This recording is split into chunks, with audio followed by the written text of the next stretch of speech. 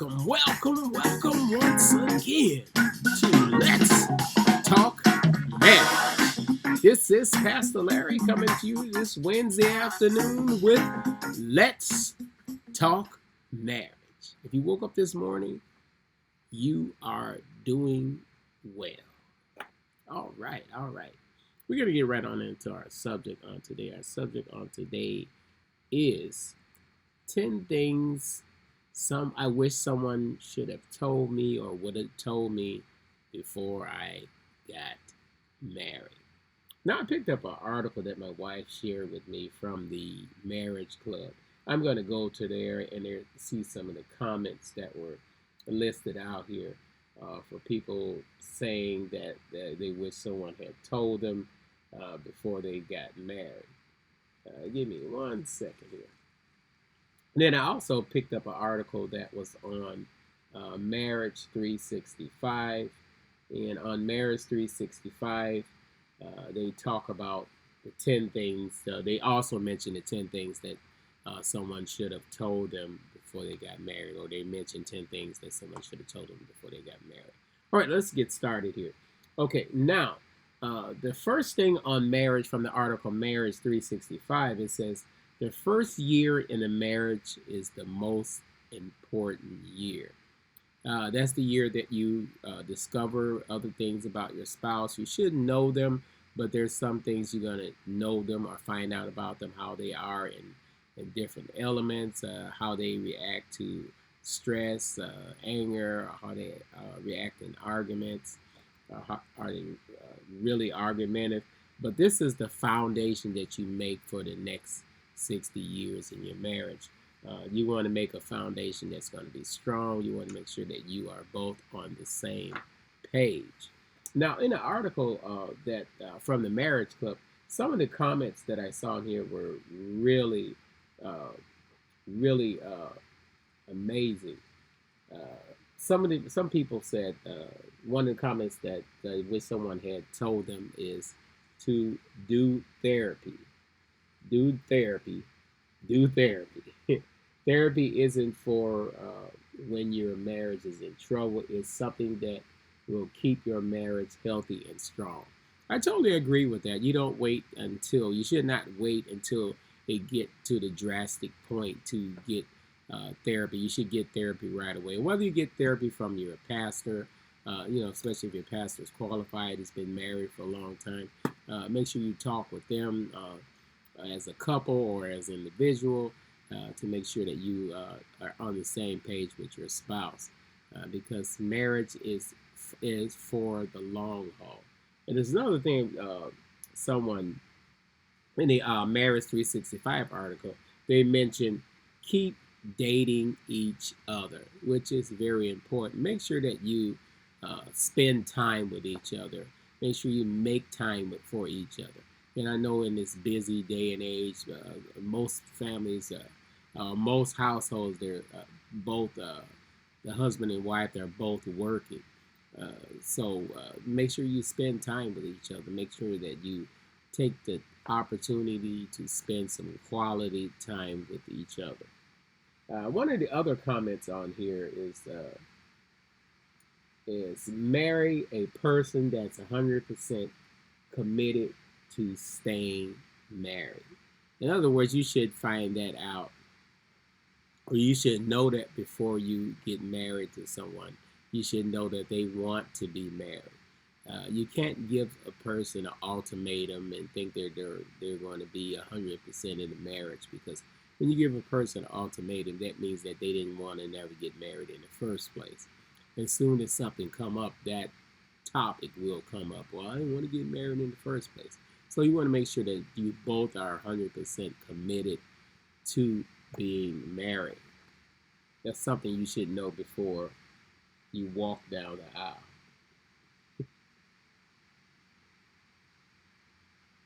Here's another one. They wanted you to know that disagreements or argument does not mean that the other person, this is one of the comments that someone said, that other person does not love you. Because we have disagreements because you're two different people, and you're not always going to have everything in common. Most of the times you marry someone that's opposite, opposite of you. They might.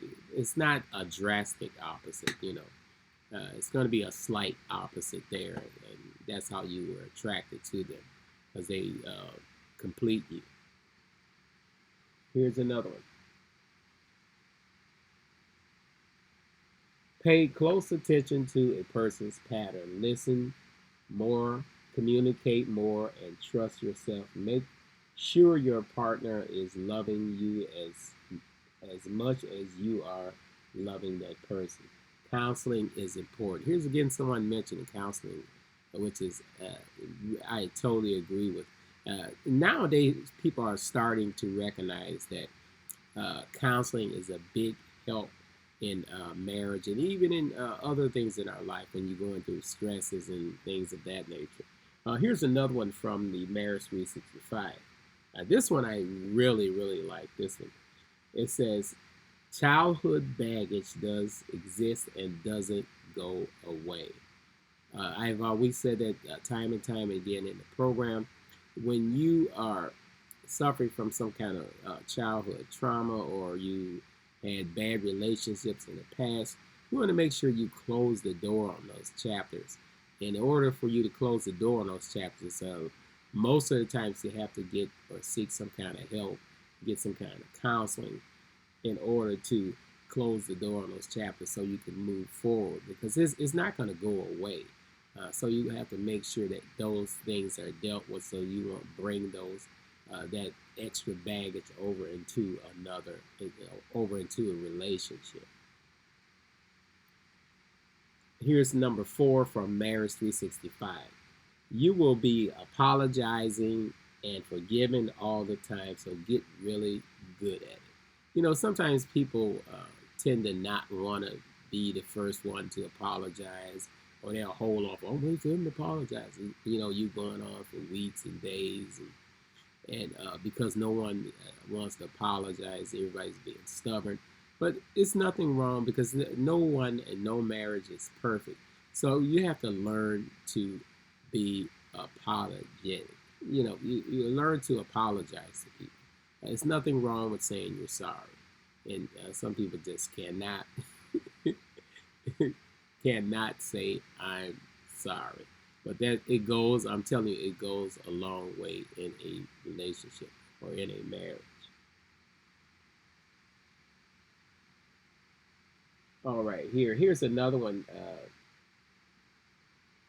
In one of the statements here, someone mentioned something about in-laws. They said, "I wish someone had told me about how the in-laws are." You know what? That's why you should really know a person before you marry them. You have to go around their relatives uh, in order for you to know their in-laws, because sometimes, a lot of times, if the spouse or the wife was the only child, a lot of times they tend to have a close knit with their family, with either the mother or with the father. So you have to make sure that you make a good impression on them. It's not necessarily being a fake person, but be your real self when you go around them, and to make a good impression. Because when you make a good impression, they'll know that their son or daughter is going to be in good hands. Because sometimes when you take someone around your parents, they might not like them, and sometimes their intuition is very good. They don't like them for a reason. So you have to sit down with your parents and find out why exactly they don't like that person, and then and go over with with your parents, and get a better understanding why they don't like them. And then they might see some things that you will not notice, or they might notice some things that you're overlooking, because you're all in love and your head is up in the clouds. So you have to make sure you realize that. Here's another one here from Marriage 365. Marriage counseling is actually a good thing. We mentioned that several times on the program about marriage counseling. It's very important. Make sure you do that, especially if you want to save your marriage, and you're going through some things, and you're having a lot of disagreements, you're having a lot of arguments. Again, I've always said on here, if you have a pastor that's been married, that for a long time, make sure you counsel with them, because they've been through or anything that you could think of, I'm pretty sure they've been through. So make sure that you continue doing that. Keep that counseling line of communication open. Here's another one someone mentioned here. No, it's true. Okay, now here's another one here. The family events are never ending. Still learning how to say we can't make it. That's a very important statement because you can't make it to every family event. Especially with things are being so expensive now. Because if you made it to every family event, you would never have time for each other. Because when you go somewhere for a family event, it's not really a vacation. So you're spending time with your family. So you can't make it to every family event. So you have to make sure that that's discussed before you get married. Here's another here.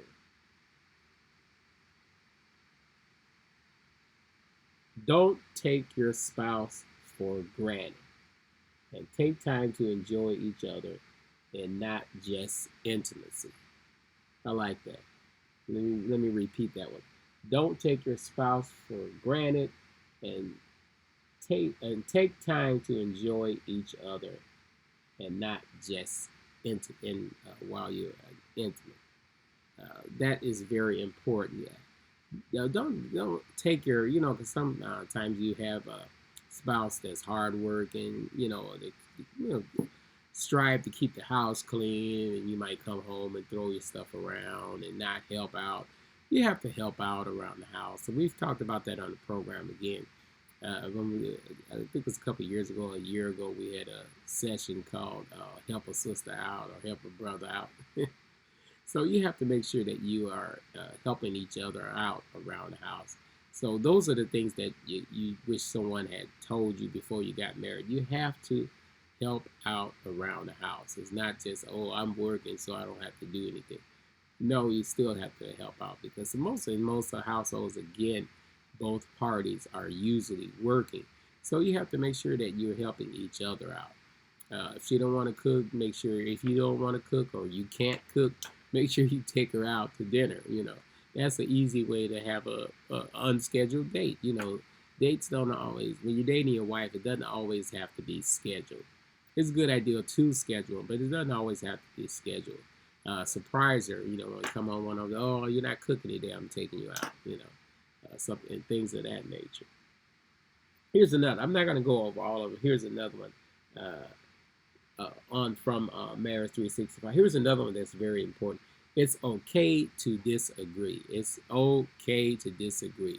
Everybody is not going to agree on everything. And again, marriage is not perfect. There's no such thing as a perfect marriage. So it's okay to disagree. How you disagree is how it works. If you disagree strongly and if it's going to lead to an argument, agree to disagree. That avoid a whole bunch of arguments, and you don't want arguments. And if someone had told you that, especially if someone had told me that when I first got married, I wouldn't have been, sitting back waiting for something to happen. Sometimes when you in the middle of a disagreement, you wait for something to happen so you can disagree with it. So you don't. It's okay to disagree. So just how you disagree. Disagree where you both are in agreement to something, and if you disagree, make sure that you disagree without any animosity or regrets. I told you I didn't want to do it. And try not to bring up "I told you so." When you disagree and then it goes your way. Try not to. Try to make sure that you don't say "I told you so." Okay, here's another one here, which I really love here. This is from Marriage 365. Judgment and criticism will destroy trust. Judgment and criticism will destroy trust. That is so true. If you're always criticizing your spouse uh, and judging them on everything they do, everything they say, it can destroy, because then they feel like you're not with them, you're not backing them, you don't have their back or anything like that. Just think if God did us that way, if He criticized everything that we did, we would never get anywhere. For one thing, He forgives us for a lot of things that we do, for everything that we do. Matter of fact. Okay, let me go back to the comments here.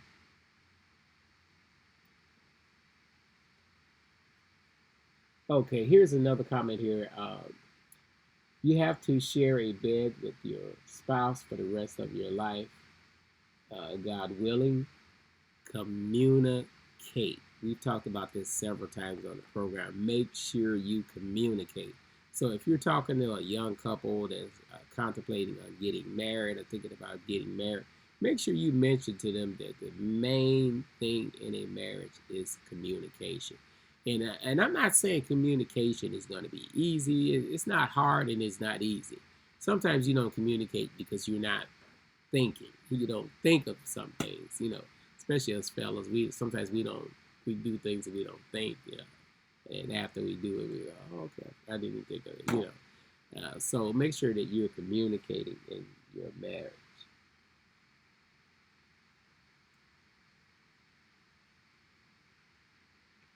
Okay, here's another one here. I like this one here. Uh, I don't tell anyone issues that we face.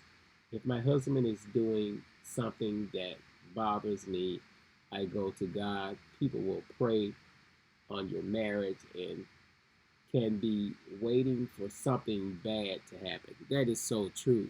Everybody's not happy that you marry. You have these people that are haters and they're jealous. So make sure that you, if you're not seeking a counselor, make sure you pray about it and go to God. Like that comment, go to God, and make sure you are praying for each other. I've said that several times on the program as well. Make sure you are praying for each other, because when you're praying for each other, that shows that you have that person's back. And in this day and age, you have to continue to pray for each other and continue to pray for your children as well in your marriages. We're going to continue this topic on another day, but let me see if I can get to another couple other comments on here. I was looking for the one comment. I can't find it right now.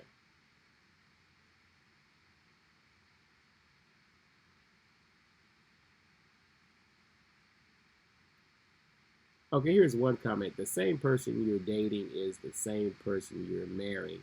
Many people think because you get married, it's going to make people better. You have to grow together and don't give up so easily. Also, just because you think, it doesn't mean you have to speak it.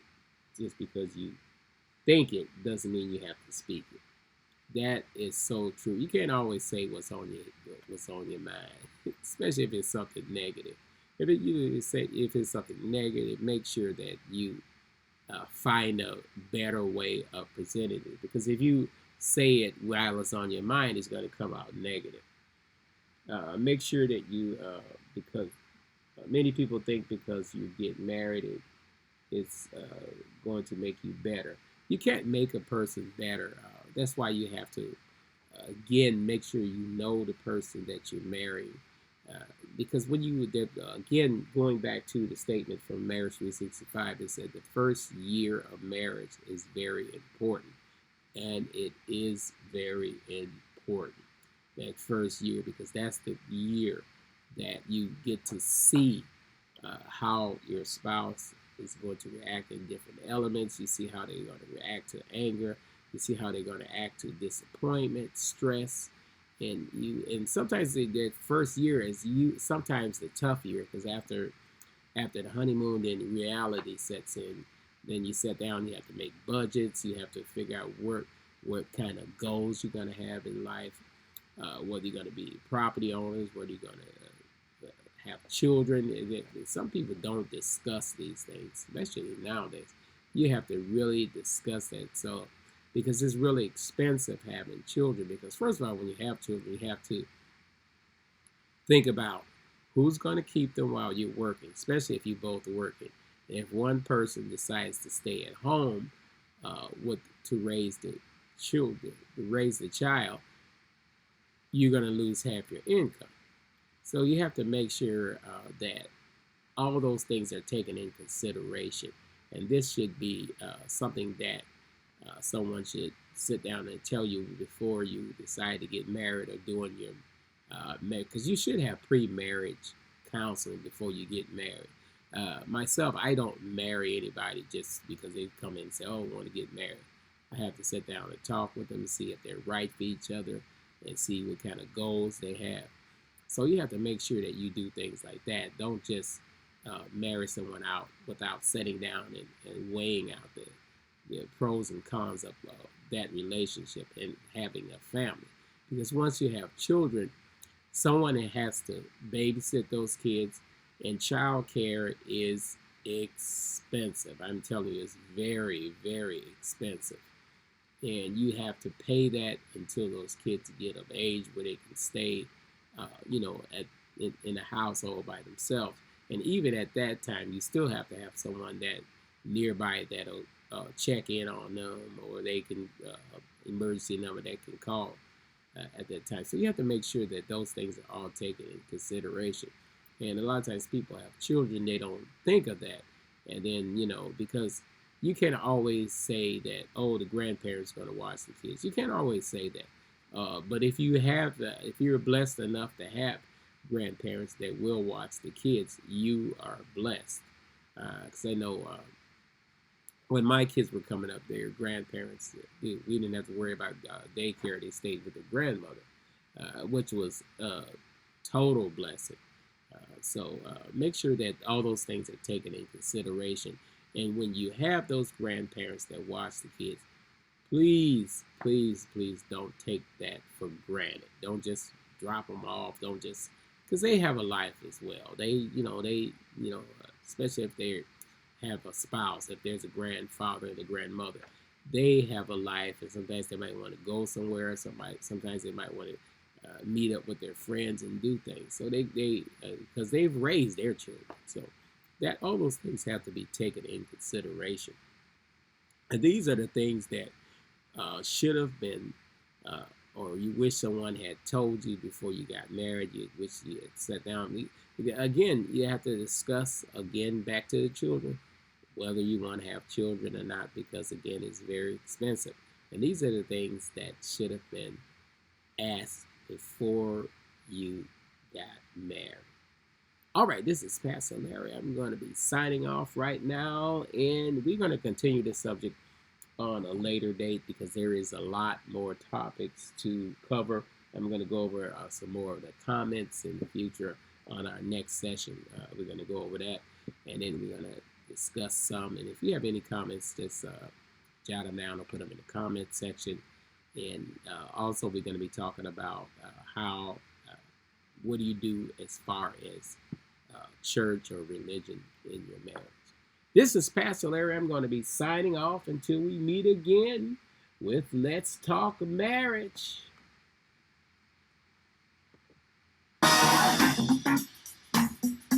Now, all the music that you hear on here is from an app called Whoop Triggers Plus. It's on the Android as well as the Apple platform. Until we meet again, this is Pastor Larry with Let's Talk Marriage.